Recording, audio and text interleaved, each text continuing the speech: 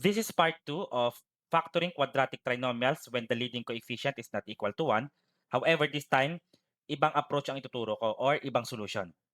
For example, let's factor 7x squared minus 19x minus 6. This is in the form of ax squared plus bx plus c. And we know that the value of a or the leading coefficient is 7. Tapos yung constant term is negative 6. The product a times c is equal to 7 times negative 6 is negative 42. And since this is negative 42, ganito ang gagawin natin. Itong quadratic trinomial, i-change natin siya into x squared plus bx plus c. So, exclude muna natin itong positive 7 or yung leading coefficient. So, gawin muna natin siyang x squared and then minus 19x. Tapos, yung constant term natin, instead of negative 6, palitan natin ng negative 42 minus 42. And alam natin na ang factored form nito ay product ng dalawang binomials, di ba? Tapos yung first terms ay x. Ngayon, ang constant term natin dito is negative 42.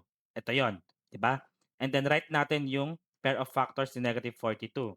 We have negative 21 times 2, 21 times negative 2, and then pwede rin yung 42 times negative 1, and negative 42 times 1. And yung kailangan natin is yung merong sum na negative 19. So, ito yung kailangan natin. Negative 21 and 2. Alright? Bilugan ko lang. So, negative 21 and positive 2. Kaya lang, ganito. Dahil kanina, itong 7, inalis natin yan, ibabalik natin ngayon yan as denominators. So, over 7, over 7. Tapos, kung kayang i-simplify, simplify natin. Ito, 21 divided by 7, that's 3. Kaya naman magiging x minus 3 yan. Tama? So, x minus 3. However, yung isa, 2 divided by 7 or 2 over 7, hindi mo na yan marireduce. Kaya ang gagawin natin pag ganyan, itong 7, magiging coefficient siya ng x.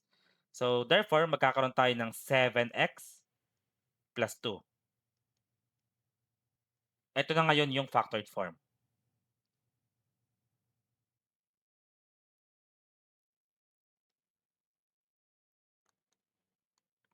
Next example, let's factor 4x squared plus 9x plus 2.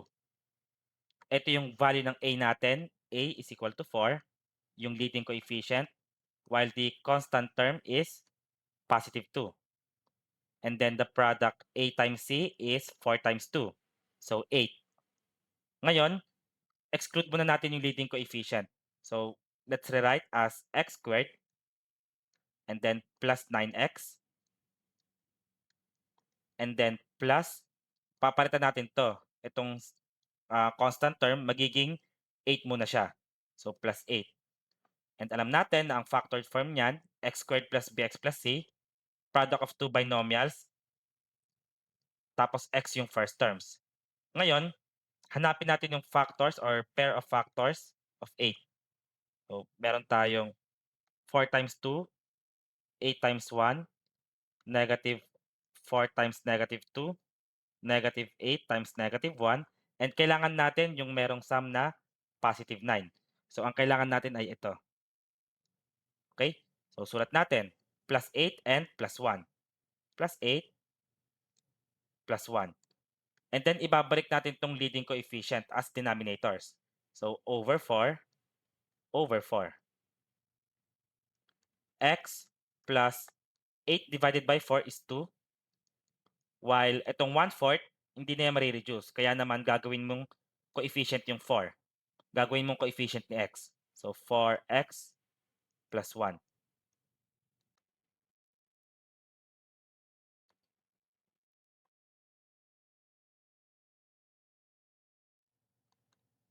Next, factor natin yung 3x squared minus 7x plus 2. The leading coefficient A is equal to 3. Tapos yung constant term is 2. The product A times C is 3 times 2. That's equal to 6. Ngayon, palitan muna natin to ng 6. Tapos exclude muna natin yung leading coefficient.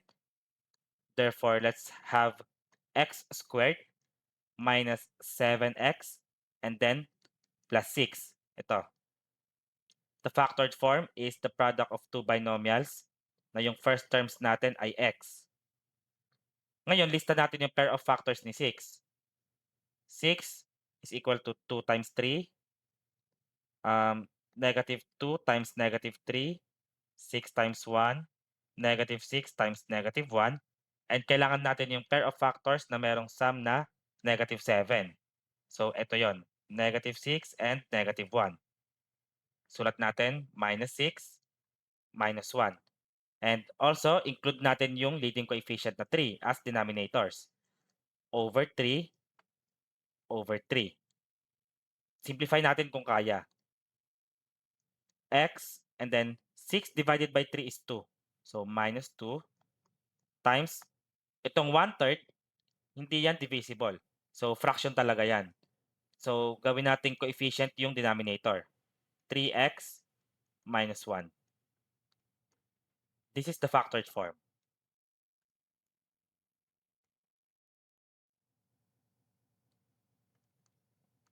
Let's try one more.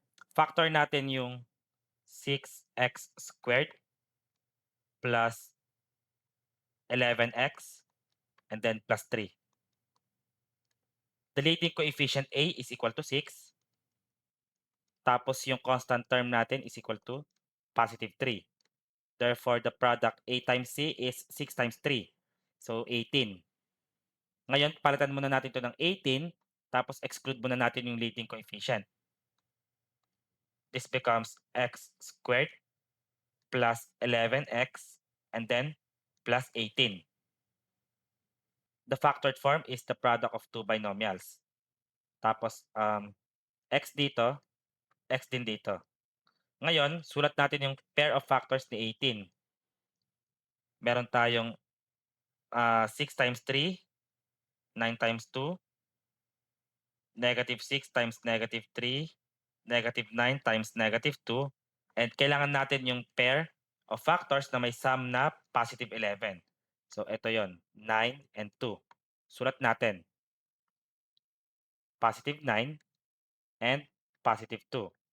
Tapos, consider natin yung leading coefficient 6 over 6 and then over 6. Ngayon, reduce natin sa lowest term. X plus itong 9 over 6, divide both numerator and denominator by 3. So, becomes 3 over 2. Meanwhile, ito naman, divide natin yung 2 and 6 by 2. So, x plus 1/3. Okay? At dahil may fractions tayo dito, gawin natin coefficient yung denominators. So, itong 2 magiging coefficient dito, pati itong 3. Kaya ang factored form natin ay 2x plus 3 times 3x plus 1.